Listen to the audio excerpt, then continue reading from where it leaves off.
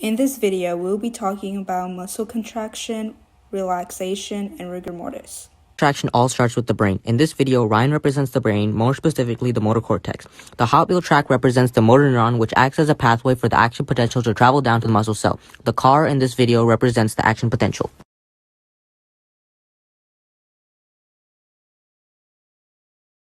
The action potential then travels down the nerve and enters the neuromuscular junction. It opens the voltage-gated calcium channels and calcium gets in. The calcium attaches to the vesicles that contain acetylcholine and moves towards the end where exocytosis will occur. The vesicle reaches the end, it fuses with the membrane and releases acetylcholine into the synaptic cleft.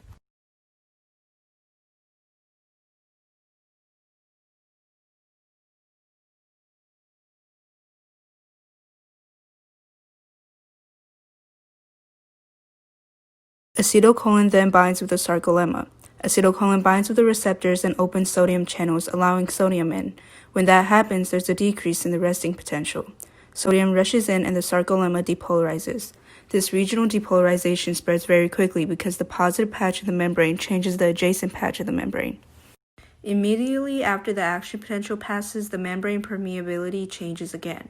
This occurs because the sodium channels close up, but the potassium channels open, and potassium rushes out of the cell, causing the cell to repolarize. Calcium ions are stored in the sacroplasmic reticulum. Depolarization causes a release of calcium because sodium repels it since they're both positive.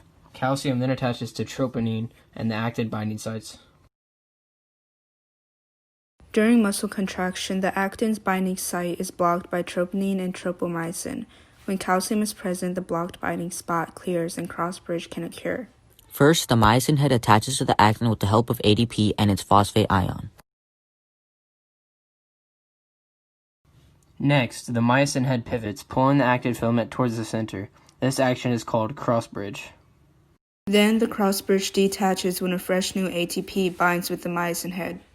Hydrolysis occurs and ATP forms into ADP and phosphate, and the whole process happens repeatedly until there is no more stimulation.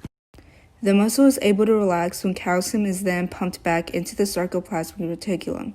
Tropomyosin blocks the actin sites, and the link between the myosin and actin breaks, causing the muscle to relax.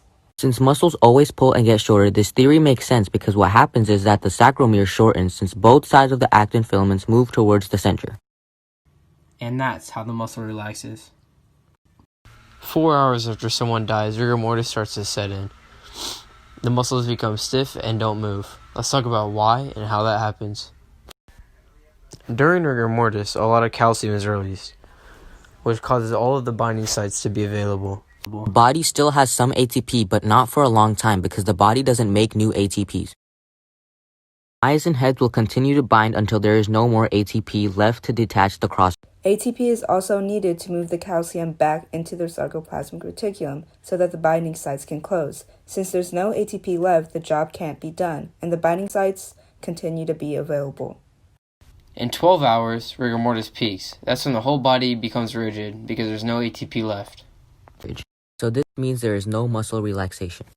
In approximately 15 to 36 hours, the body becomes less rigid due to the decomposition of proteins.